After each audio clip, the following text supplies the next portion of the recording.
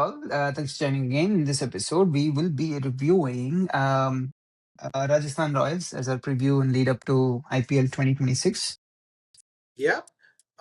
Actually, one of the how do I say one of the very weirdly formed teams. They had been consistently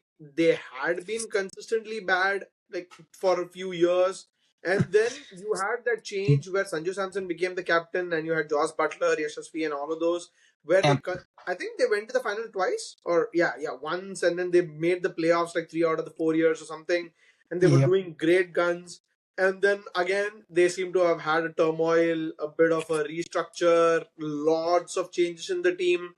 Rahul Dravid leaving their position, like Sanju Samson leaving the team, a lot of other changes in there as well. And then Kumar Sangakkara coming from the director of cricket back to a coach and a new captain. So with that, let's see how what this new restructure brings to this team. What do you think, Arvind? Good enough. This one team is I am the most sort of positive about and looking Mm-hmm. forward Wow. to their season in terms of how it shakes up. Mm-hmm. Compared to like the best of the rest. So they would Yeah, yeah. definitely be my nominee. And why I say that is like, sure, let's acknowledge the fact that they've had a lot of changes on field, off field, coach, leadership change, Sanju going out. They've traded few players in and out. So a lot Yeah. of movement. Uh, but everything said and done, I feel there is still good vibe to this team. Overall, let me explain. Like Suryavanshi, he's a shining bright light and spot in this team. He's already shown what he can do, in the prior season. So I feel he can very ably step in and take the mantle from Sanju. Mhm. So would they miss Sanju, the opening batter? Not as much. So that's I wouldn't call it a win, but I would say that's sort of nullified. Yeah. Second thing Sanju brought to the mix is keeping. They have Dhruv Jurel again, Yeah. young budding, most up and coming, most established into the Indian team's fringes kind of a player. So keeping is sorted. Third, and likely the most thing that they would miss is leadership. Leadership. But I feel sometimes T20 can be a fast-paced team, a fast-paced game that a lot of the work or pre-work is done before the game starts in terms of matches, data analysis. This team we've always read and learned that is a team that depends heavily on data On data. analysis. Yeah. So I'm pretty sure they have already run multiple different scenarios that is, that's going to sort of lay out their tactics both in favor of their strengths and weakness. So I think it is something that they can make up for. Is that something that could come and ding them? Like for sure. Am I saying they're going to finish top four? Highly unlikely. But many of their games last seasons were very close finishes and games that they couldn't finish or finish or close chasing the game. Yeah. Yeah. Yeah. And I think with the changes that they've had this season, there is definitely interesting things that are brewing, and Mhm. I would say for all of that reasons they would be my sort of nominee for best of the rest. I mean, that's actually a brilliant way that you've begun with this team. Like so many changes, so many new faces going out and changes. But still, yes, they sort of the funniest thing is vibes were exactly what were wrong with this team last year because I don't think they had a lack of talent. Talent was always No, there. I never. feel Yep. like there was just so much happening in the background, so much chopping and changing and like politics and whatever because of which this team could never really fulfill its potential last year, despite having Yashasvi Jaiswal score what 6, 7 50s on the trot and at what 200 strike rate, and Yep. the vibe of Suryavanshi scoring like 14, 15-year-old scoring 100. Like who's even heard something like that? Like with that, this team absolutely has all of the ingredients that it needs. Like the raw talent is absolutely there, but does it all come together? Does it become more of a muddle where they're unsure of what everybody's expected to do or what they're supposed to do versus knowing exactly what role what player has and doing it? And honestly, they've traditionally always been known to give young players their opportunities at a very young age. Like, I mean, young players' opportunities at a very young age. I mean, unproven times. Not just young by age, but young by experience as well. They were one of the teams who gave they retained Yashasvi when he was Right. pretty much a nobody. They gave Dhruv Jurel that opportunity when he was a nobody. They gave, like, Vaibhav Suryavanshi, they paid 3 crore for him when Yep. he was absolutely like baby. He has a baby. And then, like, pretty much every young player that they end up playing turns up doing well for India. Even Sanju Samson, for that matter. Who would have thought about giving him a captaincy at that point, right?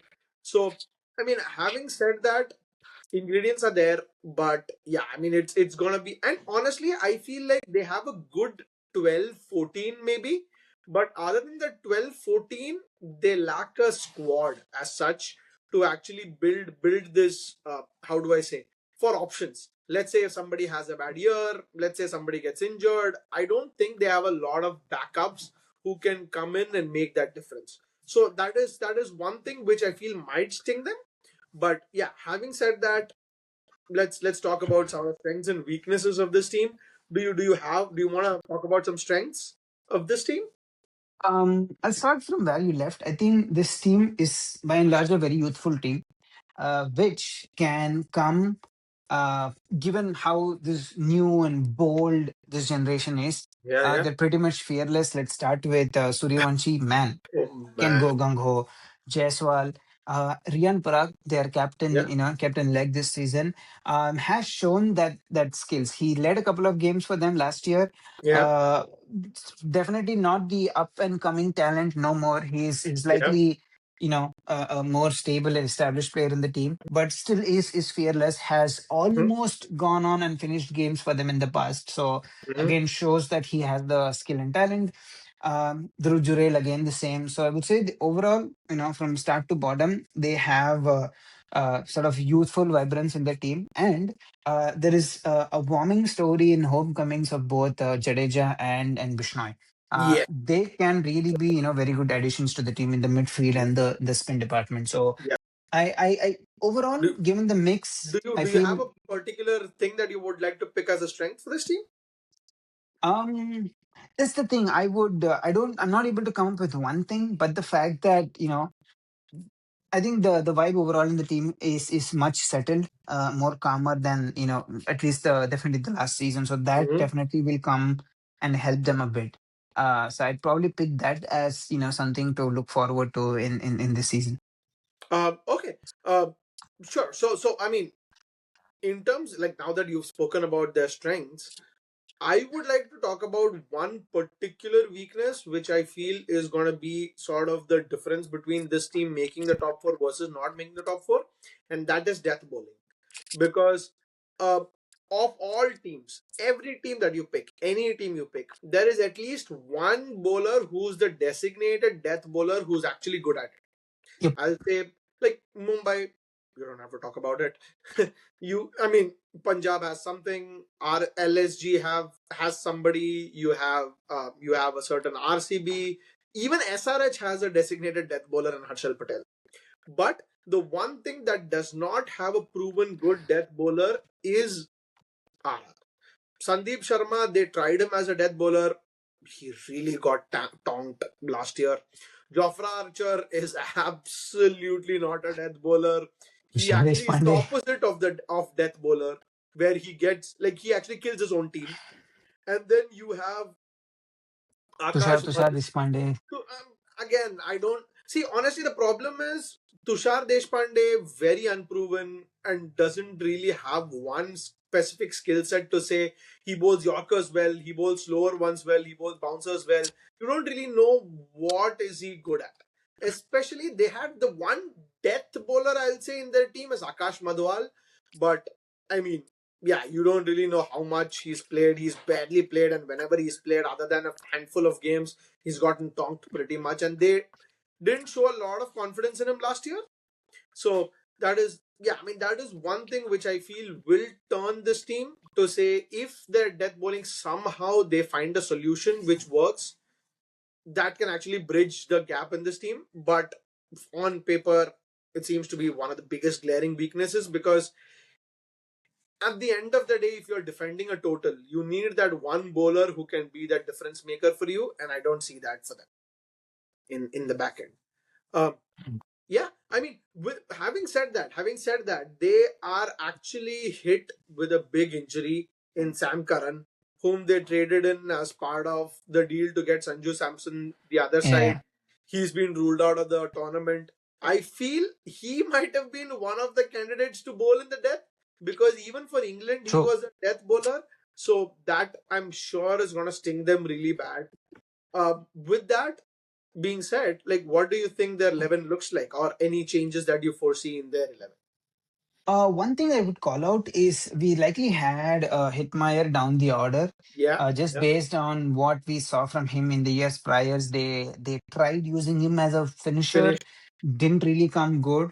And this year they traded out sorry, traded out Nitish Rana, which Yeah, means the number three spot is open and open. available, and he has done pretty well for West Indies in the last, the World Cup, as well as like the Wow. last 6 months ever since he's been promoted to number three. So one change in order, batting order, will definitely be the fact that I would push Hetmeyer at to number three. Mm-hmm. That would mean they would have three left-handers, but come on, that's totally fine. I think it's the same with SRH, Mm-hmm. Travis Abhishek and Ishan Kishan. So Mm-hmm. something Wow. to something to spot, but I'm not going to say that that's going to be detrimental per se. I think overall team combination and maximizing the team strength is more important than going to like a left right combination or so. So that would be my one tweak in the top order. Other Mm-hmm. than that, I think Parag, Jurel, Jadeja picked themselves. Mm-hmm. They brought Darshan Shanaka, Sri Lankan Yeah. captain, as the replacement for Sankaran. Sam Curran, Does he yeah. start? I'm not sure. Maybe not. He offers some bowling, but I don't know if he's like a death bowler specialist. So I see the possibility of Donovan Ferreira, who's been touted as a finisher, slog over hitter, Mm-hmm. likely get a nod at least to begin with. So he might come into the fold. Other than that, uh, if you would notice, they haven't really had many foreigners per se. Yeah. I would use both Jofra Archer and Nandri Burger in Yes. the team as bowling lineup. So that will definitely help them. And then of course, you have your Bishnoi, Sandesh Sharma, they sort of pick themselves up as well. No, So honestly, that's a very good call, in the sense that they missed Nandre Burger last year. I think he was injured through the year. So, yep. and before that, when they used him, he was actually a strike bowler up top for them, where him and Archer actually made a difference in terms of picking wickets up top. So, yeah, I mean, that's actually a great call. Great call for you in terms of the 11. And yeah, I mean, maybe that might be what they need, right? They might, how do I say, switch the paradigm up, and instead of having a designated death bowler, they have two strike bowlers up top who actually break the back of the opponents in the power play itself. Yeah. But actually, compared to last year, one big improvement that they've made is in their spin department. If you remember Mhm. last year, both their spinners were overseas and weren't that great, or didn't have that great a Effective. season. Now they have Yeah. both Jadeja and Bishnoi, who Yeah. you know. I mean, proven IPL talents, proven players who have shown and can make that big difference. And like, what a Yep. beautiful story for both of them, right? Homecoming, coming back to. And they picked Vignesh Puttur. I was genuinely fascinated to see Yeah. another left-hand Chinaman come in or out of the Indian sort of Indian domestic circuit. So would be someone I would be looking forward to see should he get a chance. Yeah, I mean, that's actually a great call. So with that, like, what do you think their chances of playoffs are? I know you've already called them out as the best of the rest, but do you think they'll I go I far? would I'd probably keep them at six at best. Mm-hmm. Maybe they can. I, Here's what I think is best case scenario for them. They likely might find some momentum and put a run of games. That could be a couple of wins or 3, 4 wins in a trot. That might bring them in the fold and seem like they are in the contention. But I think they still need to break the voodoo from last year, where they can show they can literally finish off games with both Yeah. ball and bat. Do they have that much more? I think they might struggle a bit. So overall, I would keep them as like best of the rest. Sixth is probably where I would, or as high as what I would see them finish. That's the thing. Last year, for as much turmoil as this team had, as many issues as this team had, I feel they had at least 4 games where they were actually favorites to win the match. Like there were 4 games where they should have won the match, but somehow they managed to steal defeat from the jaws of victory. So, if they can turn that, it's pretty much a, how do I say? It's pretty much a gap of 6 points, 8 points from somebody who doesn't finish in the top four versus somebody who finishes in the top four. So if they can, as you rightly said, if they can turn those games to go up top, yeah, that's basically the top four contention. But honestly, I feel like even this year, due to their lack of death bowling, they'll miss out on such games, and they'll probably not finish up in the top four. Yeah, go uh, to our interesting R section for Rajasthan Royals. Who do you think will be that one standout player who's a non-star at this point for this team? Did you No, get me? I sort of chuckle or smile at the fact that, excuse me, I've been calling out like Dhruv I Jurel as my, I know you chuckle because you're like, why does he even have to ask? But no, I see, I definitely see him with someone as like great potential overall. Definitely the sort of the lower order bat keeper could option that you has been say off. who he is again? Dhruv Jurel, if that Okay. was not loud and clear. Um, yeah, has been in the fringes of the Indian cricket team for some time. Has had couple of solid knocks, not to without exaggerating a bit, especially in test. So I'm hoping he's sort of able to build on his potential and have a good season for RR. Most likely, it definitely is the designated keeper now, and then I also see him as someone who's going to be used as a finisher. He was given that role last year. Yeah, definitely. I think there is a learning curve associated with the role, not something that you sort of come and like adapt to right away. I if With some far-fetched comparison right now, I'd probably see him somewhere as like a KL Rahul and what he does for Indian ODI team as that lower order bat and finisher. So if given time and chances, I think he's definitely someone who's capable and skillful to grow into that role. So he'd be my pick. Um, it'll be easy for me to say Vaibhav Suryavanshi, but I don't think he's not a star at this point already. I think everybody is pretty much looking forward to how he's going to do. So I'm going to try to see, honestly, which is very unfortunate for me to say, I don't see one standout Indian talent who I feel is on the fringes of becoming that next big thing. Or maybe I just don't know enough about the players that they've picked up. So I will actually go for an overseas player. I was torn between two, Nandre Berger and Shimron Hetmeyer. But I feel like Shimron Hetmeyer, for how long he's been playing IPL, for how long we've almost banked on him as this potential player who can be this difference maker, who can be this special player, who can be this talent from the days of when RCB picked him up for a big amount till today. He has never really completely fulfilled his ability, and honestly, RR have banked significantly on him. They've backed him, backed him, backed him. And the fact that he's gotten this new position at number three for West Indies, where he turned games for them, and that position being open for RR, I feel like I would like to bank on him to say if RR are to do well, or if RR are to have a great season and make the playoffs, it'll have to be, I mean, not taking anything away from the other players, but that number three position will have to be something that he makes his own, where he wins a few matches on his own, where he can show that potential that we all knew he had, and that hitting ability that he has, he can actually show and make that come true. So yeah, I mean, Shimran Hetmeyer will be that standout player for me. That is it. I would say one line closing thought would be Yeah. I really hope they put up some solid cricket out there, youthful team. So definitely looking forward to sort of stay up to date with their performances and their season. Yeah, I mean, yeah, with that, now I think there's only one team left, and I think we all know which one that is. So, yeah, let's see you on the other side for the last and final team for this year's IPL preview. Thanks for joining. Thank you.